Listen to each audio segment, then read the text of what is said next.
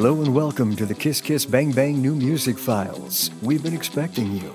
I'm your host, Special Agent 0013 Dead Air Dave.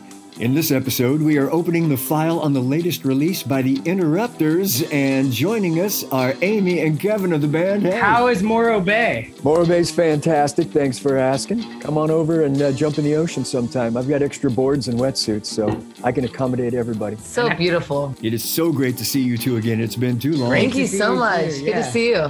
I was thinking the other day that I haven't seen you and of course, Jess and Justin are not with us today, but last time all of us had a chance to see each other in person was Punk Rock Bowling in Vegas, 2017. Oh, wow. It's been that long ago. Where does the time go? It feels like yesterday. It does, doesn't it? Anyway, it's great to see you again. And I feel really fortunate that I've known you and worked around you since, it's like almost 7 years now since Say It Out Loud and By Your Side. So yeah, that's right. It's been a while. Yeah, you've had our back from the beginning. I have. I've been by your side. You've been by our side. I had to say it. But anyway, this is the new music files. And so, of course, we want to dig in and crack open the file on your latest release, In the Wild. I wanted to ask you, Aimee, in particular, I heard that for you, In the Wild is a particularly cathartic collection of music for you. Would you like to tell us about that? Yeah, it is. It's basically In the Wild is an autobiographical journey through my whole life from beginning until now. I really looked at my entire life and I wrote about it. And I didn't mean to write it in order, but the way that it worked out, the track listing, it sort of starts at the beginning of my life and sort of ends to current time. So, it's very deeply personal record, super vulnerable, and it's super personal, but I just feel that it's time to tell my story. So I did. Right on. Very nice. So Kevin, how did you and the twins then take this emotional bunch of music and tailor it into an Interrupters album with the sound that we all know from you guys? Well, before we make a record, we always go through an inventory of every little bit of everything we've written up to this point and kind of pick the ones that are sticking out to us as potential songs for an album. So once we had that big bulk, we were actually we had just released a live album. We were working on a film to go along with that had documentary footage. So at the time, we're going through footage from our entire lives and kind of figuring out a way to tell our story intermixed with this live album, like live movie. And in doing that, we kind of realized that some of the songs that were like the anchor songs of the album were these stories and these vignettes from Aimee's life. And as we realized that, she was kind of like gravitating more towards all of those kind of personal songs. And it was one of those things where, as her family and her band, we had her back 100%. And we kept saying, this is the fourth record, now or never, like when, if we don't do it now, when are we going to do it? And we kind of had that kind of support system built in, but also just the songs she was writing were coming from such a place where it was like, it just felt so personal, real, and authentic that it's like, that was the inspiration that we followed in making the record. So it kind of gave us this purpose and it gave us this kind of bigger picture to kind of aim towards. Yeah, like for example, if we had a song, and we did have many songs that were awesome and that are awesome, but it didn't fit with the theme of my story that I wanted to tell. So it didn't make this record because it's like, well, is that really part of my story or is that just an awesome song? And we cut some really awesome songs because it just didn't fit the story that we wanted to tell. So those songs that didn't make the album, are they going to be released later as singles, or are you going to hold them for the next record? Yeah, definitely. There's some ones that are for sure going to make the next record. Yeah. And like I said, every time we make a record, we do the full inventory of everything we've ever written. And those songs will be the first ones on the list to get their shot. Well, all right. It's great to know there's some fantastic songs that we get to hear when the next album comes out, I guess. If you come over to our house, we'll turn on we'll play you some demos. We'll have a little fire pit and we'll play you some stuff that didn't make the record. Sounds perfect. With some tacos, maybe. And definitely some tacos. All right. Fantastic. You also touched on, during this process, the documentary that you made. This is family, right? This is my family. This is my family. Can you touch on that a little bit more? And where can people see that? Well, you can watch it on YouTube. Okay. Which I'm happy about, that it's just easy to watch, you know? Yeah, it's accessible to everyone. It's accessible to everyone, and it's free. Kevin Kerslake did that movie. He directed it, and he's awesome. He's so awesome. Kevin Kerslake also just directed our new music video for In the Mirror. It basically, that movie is a live show that we did in Tokyo, an album that we did went along with it called Live in Tokyo. So it's a live show. And then in between the live show, we have little vignettes of letting people kind of know our stories, where we came from, our childhood, our upbringings. There's clips of Kevin and the twins at like 8 years old playing like a Green Day cover song. Like they were a 3-piece before they met me, you know? Yes, but we were no good. And you know, the interesting thing about that is we had this concert like on film, and we were putting out the live record. We basically hit up Kevin Kerslake and we said, look, we have all of this footage of us throughout our lives. We have like these interviews we've done. We just want to send it to you and see if you could make something out of it. And the first cut we got back, we were like, oh, whoa, there's like, we didn't picture it as much of the story as it was when it came back. And then once it came back, our kind of like antennas went up of like, oh, this is such a great way to let people who don't know about our band know our story. And then fans of ours who've been following us for a while to get a little bit more of us personally. And we were just so stoked with the way it turned out. Yeah. And Aimee, I have to say, it's so fantastic that you found those 3 clowns, because apparently without you, they were awful. Oh, yeah, Yes. no. Yes, from his own mouth, Kevin has said it. And you were playing Green Day covers with your brothers? We were, so if you watch the movie, yeah, we were playing Green Day covers. We play like half a Sublime song. We were just kind of like trying to figure out how to play. So you can't really tell what it is, to be totally honest. You hear 1, 2, 3, 4, and then it's just a mess. But we're kind of, I mean, I'm going to say it. We're kind of adorable, you know, we're little, our instruments are way too big for us, and we're just trying to like get through it. You know, it's so funny because as the older brother, there was like, man, we would finish a song and then there would just be me like, you guys totally messed it up. What are you doing? And then I'm like looking at myself like, oh my gosh, I hope the twins don't have like deep-rooted trauma associated with my like band dadness at 11 years old, you know? Like, I'm sure you were absolutely adorable. Yes, without a doubt. I really think though, and you tell me, but it seems surreal that as kids, you guys were playing Green Day covers. And now, as a successful band, you have toured with Green Day. I mean, what did that feel like to you? I mean, this is one of those things that, like, since we started the band, we have these moments of just, like, very existential, like, you have to step out of them and really appreciate them. I mean, our first tour was with Rancid. We all grew up loving Rancid. Tim produced our first 3 records. Touring with Green Day, we opened for Blink-182. We've toured with so many bands. We've done the Warped Tour, something we grew up going to, you know what I mean? So like we've had all of these moments and it just gets more and more surreal. I mean, culminating with playing baseball stadiums last summer with Green Day. I mean, Dodger Stadium, a place we grew up going to baseball games and watching fireworks on the 4th of July. And then all of a sudden we're stepping on stage and saying, are you guys ready for Green Day? And then the whole crowd going crazy. It's all surreal. We could not be more grateful for all the opportunities we've. Just from me standing on the sidelines watching the arc of the band's development, it just seems like it boggles my mind, because it just seems like one dream coming true after another, after another, after another. 100%. Absolutely. All right, now we're going to dive into a little bit of In the Wild. And when we come back, we always like to introduce somebody from the radio side of the game who was sort of a key player to help you guys along from the very beginning. And we're going to do that right after we listen to some of In the Mirror, brand new music from the Interrupters on the Kiss Kiss Bang Bang New Music Files. No matter how far I run, I always end up back here.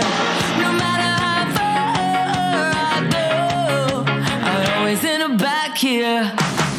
Took me 2 years to write this song. I wanted it perfect, no wrinkles in it. Took me a long time to come clean. To be honest, the truth's so ugly. Took me a long time to come home.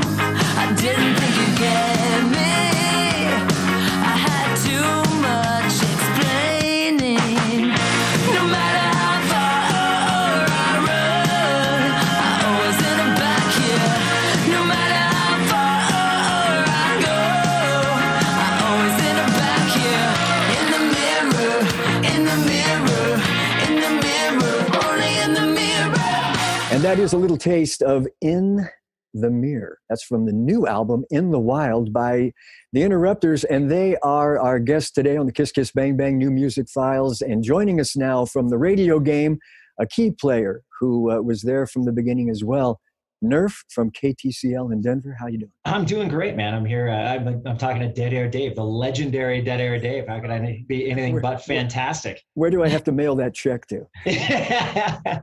Man, no, it's great. Like, it's good to be here, and like, I love talking about the Interrupters. They're like such deserving people, such an amazing band.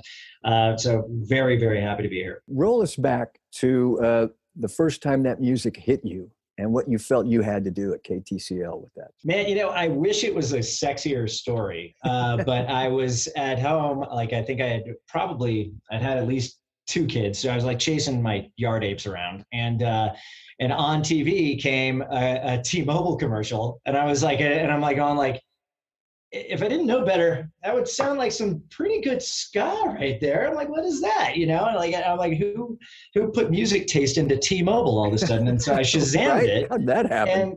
And I was like, Interrupters, okay. And I checked it out, and I was like, oh my God, this is great. And they've got a bunch of great music, and it's like, and it was like, I hate to say that I got it from a T-Mobile ad, but I did. And like, which is good. It's like some bands look at like commercial syncs as just a payday, but like, they do get exposure, and sometimes they meet the right ears. And it really is the incredible thing about the current paradigm is that there are so many platforms for people to discover great music.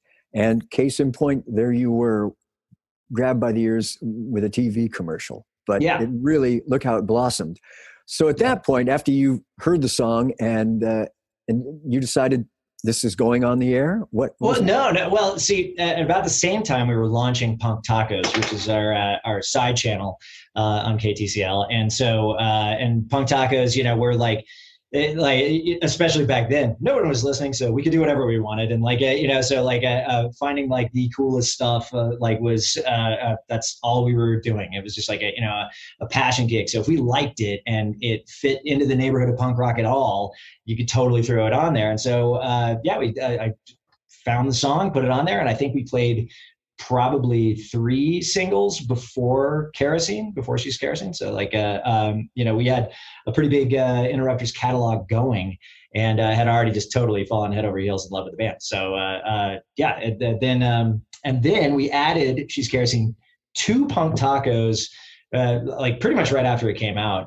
And it's one of the rare crossovers that goes from Punk Tacos back onto KTCL, which is like, didn't happen a lot. There's in fact like 2 that come to mind, the Rex and the Interrupters, that have had a crossover hit from one to the other. And I was really excited when we tested it, because we do a lot of researching of our new music, and and when we tested it and the KTCL audience liked it as much as the Punk Tacos audience, I was ecstatic. It was like the most fun ad I've ever called in my life. I was like, oh my God. Brett Greenberg at the time, I'm like, Brett, you wouldn't believe it, man. 4th wave, it's coming now. The 4th wave of ska is on. We're gonna add She's Kerosene.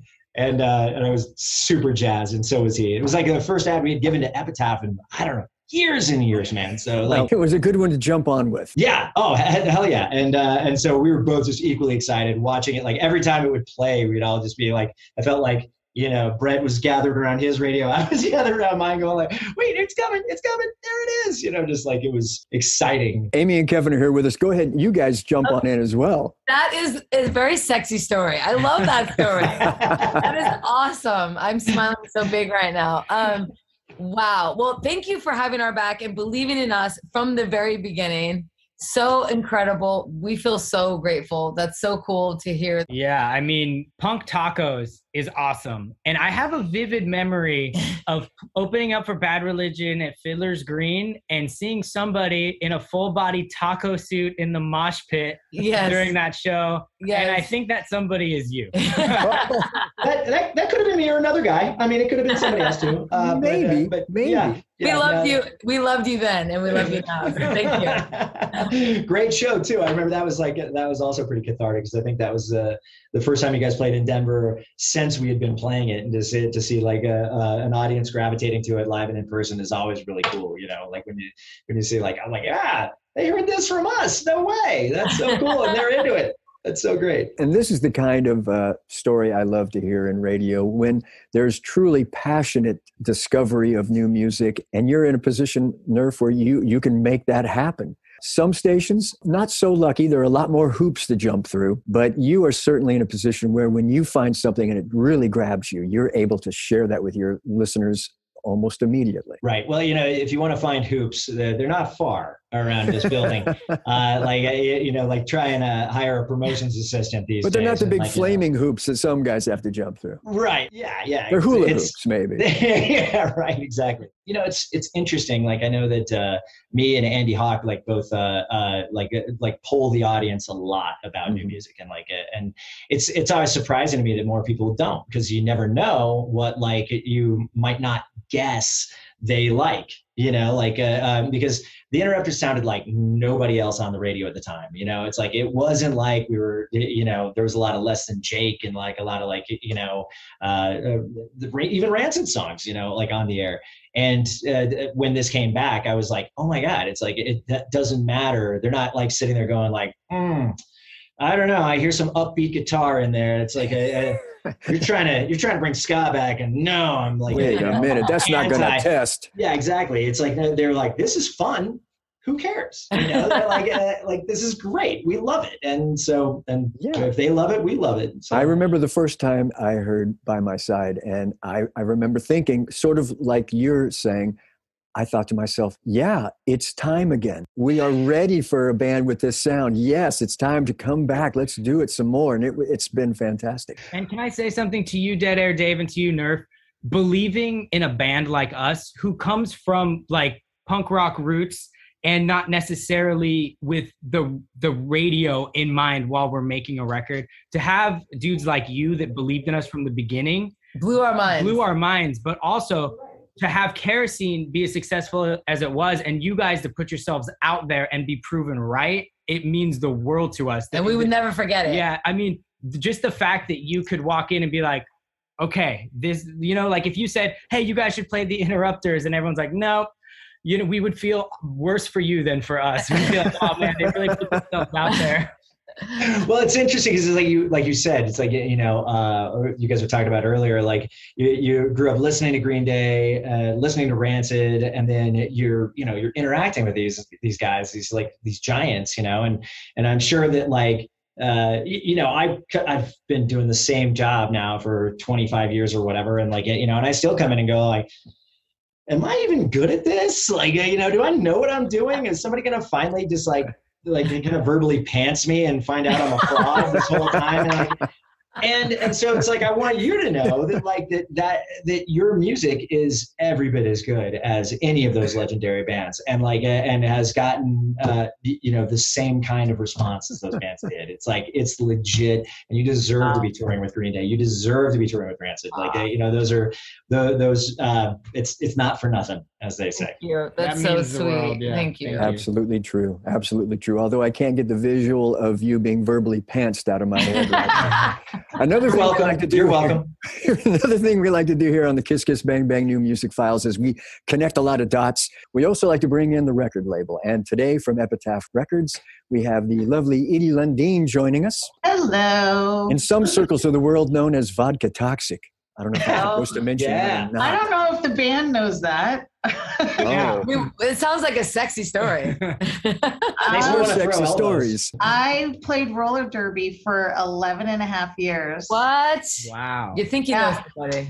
I skated with the LA Derby Dolls, and then and then I retired, and now I'm actually helping train and also ref for a local league in San Fernando Valley. So, wow, that's awesome. Cool. That's my skate name, is Vodka Toxic. So if someone says, "Oh, vodka," I will turn around thinking like someone's calling me. So her day job is punk music. Her night job is chin music. That's right. Oh, hell yeah.